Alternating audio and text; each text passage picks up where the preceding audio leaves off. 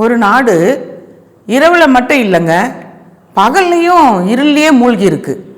ஒரு நாளைக்கு 20 மணி நேரம் கரண்ட்டே கிடையாது. மக்கள் எல்லாம் சாலையில் அலறாங்க. மருத்துவமனையெல்லாம் ரொம்ப தடுமாடுது. அந்த நாட்டில் பெட்ரோல் இல்லை, டீசல் இல்லை, மக்களுக்கு உணவு கூட கிடைக்கல. ஆனால் அந்த நாடு ஒரு காலத்தில் உலகத்தையே எதிர்த்து நின்ன நாடு, அமெரிக்காவுக்கு சவால் விட்ட நாடு. ஆனால் அந்த நாட்டுக்கு இப்போ என்ன ஆச்சு? ஏன் இந்த நாடு இப்படி சிதறி போயிருக்கு? இப்போ அப்படிப்பட்ட நாடு தான் கியூபா. அந்த நாட்டை பற்றி தான் நாம் இன்னைக்கு பார்க்க போகிறோம். வாங்க வீடியோக்குள்ளே போகலாம். வணக்கம், நான் உங்கள் தோழர் எஸ் தமிழ்ச்செல்வி. கியூபா நாடு கரீபியன் கடலில் இருக்கக்கூடிய ஒரு சின்ன குட்டி தீவு நாடு. இது அமெரிக்காவுக்கு ஒரு 150 கிலோமீட்டர் தூரத்தில் தான் இருக்குது. ஆனாலும் உலக அரசியலில் கியூபா ஒரு மிகப்பெரிய அனைவராலும் எதிர்பார்க்கக்கூடிய ஒரு நாடு. இந்த நாடு என்ன பண்ணாங்க அப்படின்னு சொன்னால், அமெரிக்கா கேபிட்டலிசத்தை உலகம் பூரா திணிச்சுக்கிட்டு இருக்கும்போது, நாங்கள் இந்த கேபிட்டலிசத்தை ஏற்றுக்க மாட்டோம், நாங்கள் கம்யூனிஸ்ட் நாடு அப்படின்னு சொல்லிட்டு நெஞ்ச நிமித்தி நின்னாங்க. உலகம் பூரா கியூபாவை ஆச்சரியத்தோடையும் பயத்தோடையும் பார்த்தாங்க. அந்த பயத்துக்கு பின்னாடி, ஆச்சரியத்துக்கு பின்னாடி நின்ன ஆளுமைகள் யார் தெரியுமா? அவங்க தான் சேகுவாராவும் பிடல் கேஸ்ட்ரோவும் என்ற மிகப்பெரிய ஆளுமைகள். 1959 சேகுவாரா மற்றும் பிடல் காஸ்ட்ரோ தலைமையில் அந்த நாட்டில் புரட்சி வெடிச்சது. அப்போது கியூபாவில் இருக்கக்கூடிய அமெரிக்காவினுடைய ஆதிக்கம் என்பது முற்றிலுமாக ஒடுக்கப்பட்டது. பெரிய பெரிய நிறுவனங்கள் எல்லாமே நேஷனலைஸாக மாற்றப்பட்டாங்க. அப்போது அமெரிக்காவுக்கு எதிராக கியூபா நேர் எதிராக நின்னாங்க.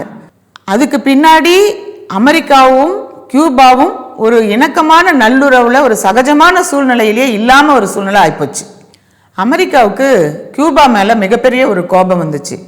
ஏன்னு சொன்னால், சோவியத் யூனியனுக்கு பக்கத்தில் இருக்கக்கூடிய நாடு கியூபா. 2 நாடும் கம்யூனிஸ்ட் சித்தாந்தத்தை அடிப்படையாக கொண்ட நாடுகள். 2 நாடும் நண்பர்கள் நாடுகள் கூட அப்படின்னு சொல்லலாம். இந்த நேரத்தில் கோல்டு வார் ஸ்டார்ட் ஆச்சு.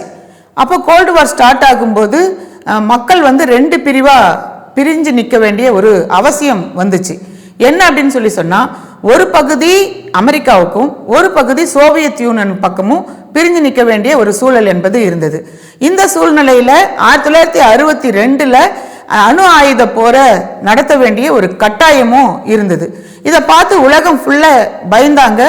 எங்கே வேர்ல்டு வார் 3 ஸ்டார்ட் ஆகிடுமோ அப்படின்ற ஒரு பயம் மக்களுக்கு எல்லாமே இருந்தது. இந்த நேரத்தில் ஒரு அக்ரிமெண்ட்டும் வந்தது. அந்த அக்ரிமெண்ட் வந்த பின்னாடி பார்த்தோன்னு சொன்னால், அமெரிக்கா கியூபா மேலே மிகப்பெரிய ஒரு பொருளாதார எதிரியாகவே பார்க்க ஆரம்பித்தாங்க. அந்த எதிரி நாட்டு படைகளுக்கு பின்னாடி கியூபாவை ஒரு பொருளாதார எனிமி நாடாக பார்க்க ஆரம்பித்த ஒரு சூழல். இதனால் அமெரிக்கா என்ன பண்ணாங்க தெரியுங்களா? எந்தெந்த நாடுகள் கியூபா கிட்ட நல்லுறவு பராமரிக்கிறாங்களோ அந்த நாடுகளுக்கு பூரா ப்ரெஷர் பண்ண ஆரம்பித்தாங்க. அதனால் அந்த சேவைகள் என்பது கியூபாவுக்கு கிடைக்காம போச்சு. இருந்தாலும் கூட கியூபா என்ன பண்ணாங்க, கியூபாவில் இருக்கக்கூடிய அமெரிக்க கம்பெனிகளை ஃபுல்லாக வெளியேற்றிட்டாங்க. அப்படி வெளியேற்றின போது என்னென்ன பாதிப்புகள் வந்துச்சு? இப்போ பொருளாதார பணப்புழக்கம் பாதிப்பு வந்துச்சு, தொழில்நுட்ப பாதிப்பு வந்துச்சு, ஃபியூவல் அந்த சிரமம், எரிபொருள் அந்த சிரமம் வந்துச்சு. இருந்தாலும் கூட அதையெல்லாம் அரசியல் தலைவர்கள் சமாளிக்கல, சாதாரண மக்கள் கூட சமாளிச்சாங்க. எப்படி சமாளிச்சாங்க அப்படின்னு சொன்னால், உணவுக்காகவும் மருந்துக்காகவும் எரிபொருளுக்காகவும் அந்த சிரமங்களை எல்லாம் சாதாரண மக்கள் சமாளிச்சாங்க. அதெல்லாம் சமாளித்து கூட மீண்டெழுந்து வந்தாங்க. எப்படி தெரியுமா? அவங்களுக்கு சோவியத் யூனியனுடைய சப்போர்ட் இருந்ததுனால கொஞ்சம் கொஞ்சமாக அந்த பிரச்சனைகளிலிருந்து கியூபா தன்னை சர்வைவல் பண்ணிக்கக்கூடிய சூழ்நிலையை உருவாக்கிக்கிட்டாங்க. கியூபாவுக்கு சோவியத் யூனியன் மூலமாக இவ்வளோ பெரிய சப்போர்ட் இருந்த சூழ்நிலையில் தான் 1991 சோவியத் யூனியன் சிதறுண்டு போகக்கூடிய ஒரு சூழ்நிலை இருந்தது. இது கியூபாவுக்கு மிகப்பெரிய ஒரு நிலநடுக்கத்தை போன்ற ஒரு மிகப்பெரிய ஒரு அதிர்ச்சி ஆச்சு. ஏன்னு சொன்னால், சோவியத் யூனியன்லேருந்து தான் உணவு, ஆயில், பணம் உள்ளிட்ட எல்லா சேவைகளுமே சோவியத் யூனியன்லேருந்து கிடைச்சது. அது சடனாக நின்ன உடனே அதை ஒரு ஸ்பெஷல் பீரியடாக மக்கள் எடுத்துக்கிட்டாங்க. அந்த பீரியட்ல மக்கள் என்ன பண்ணாங்க, தங்களை பாதுகாத்துக் கொள்வதற்கும் தங்கள் நாட்டை பாதுகாத்துக் கொள்வதற்கு கூட மக்கள் வந்து சைக்கிள்ல போக ஆரம்பிச்சாங்க. பசி, பட்டினி, மின்தடை எல்லாத்தையுமே பார்க்க, பிளாக் மார்க்கெட் உள்ளிட்டு எல்லாத்தையுமே பார்க்க ஆரம்பிச்சாங்க. மக்கள் வந்து தாங்கள் உயிர் வாழ்ந்தா போதும் அப்படின்ற சூழ்நிலையில வாழ ஆரம்பிச்சாங்க கியூபா மக்கள். கொஞ்சம் கொஞ்சமா சிரமப்பட்டு முன்னேறி உலகத்துக்கே ஒரு எடுத்துக்காட்டா இருந்த கியூபா நாடு இப்போ 2026ல் முன்னை விட ஒரு இருளை நோக்கி விழுந்துருச்சு. அதுலேருந்து இருக்கக்கூடிய எரிபொருள், அந்த நாட்டில் இருந்த எரிபொருள் ஒட்டுமொத்தமும் காலி ஆயிடுச்சு. பவர் பிளான்ட்டு வேலை பண்ணுறதில்ல. யோசனை பண்ணி பாருங்க, ஒரு நாளைக்கு அந்த நாட்டில் 20 மணி நேரம் கரண்ட்டே இல்லை அப்படின்னு சொல்லி சொன்னால், மின்சார தடை அப்படின்னு சொல்லி சொன்னால், எரிபொருள் இல்லைன்னு சொல்லி சொன்னால், பஸ் ஓடாது, ஃபேன் ஓடாது, ஃப்ரிட்ஜு வேலை செய்யாது, உணவு ஃபுல்லாக ஸ்பாயில் ஆகிடும். குழந்தைங்களுக்கு ஹாஸ்பிட்டலுக்கு போகிறதுக்கு கூட மின்சார அந்த தடையினால் ஹாஸ்பிட்டல் வந்து இயங்காது. அப்போ அந்த குழந்தைங்களுடைய சூழ்நிலை என்பது எப்படி இருக்கும்? மக்களும் குழந்தைங்களும் அந்த பாதிக்கக்கூடிய ஒரு சூழ்நிலைக்கு கியூபா நாடு இப்போ வந்துருச்சு. இன்னைய சூழ்நிலைக்கு கியூபா மக்களுக்கு பசி, பட்டினி எல்லாத்தையும் தாண்டி கோபப்பட்டு தெருவுக்கு வந்து போராட ஆரம்பிச்சிட்டாங்க. எங்களுக்கு அந்த இயற்கையான சூழலில் வாழணும், உணவு வேணும், சாப்பாடு வேணும், தண்ணி வேணும், மின்சாரம் வேணும், எங்களுக்கு வந்து ஒரு சாதாரண வாழ்க்கையை நாங்கள் வாழணும் அப்படின்னு சொல்லிட்டு அரசாங்கத்துக்கு எதிராக கோபப்பட்டு ரோடுக்கு வந்து போராட ஆரம்பிச்சிட்டாங்க.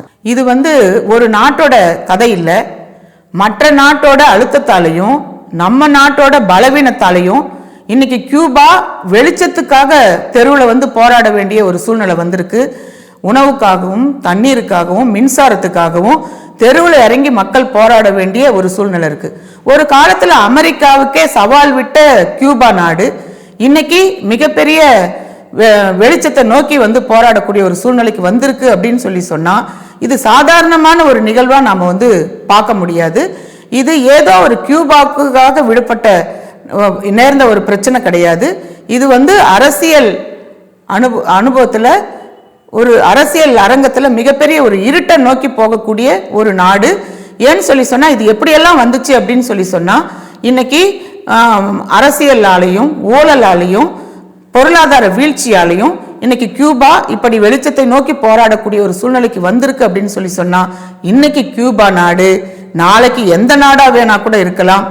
இது வந்து ஒரு கியூபாவோட கதை இல்லை, உலக அரசியல்ல ஒரு இருண்ட பக்கமா நாம வந்து பார்க்கிறோம். நன்றி. நான் உங்கள் தோழர் எஸ் தமிழ்ச்செல்வி.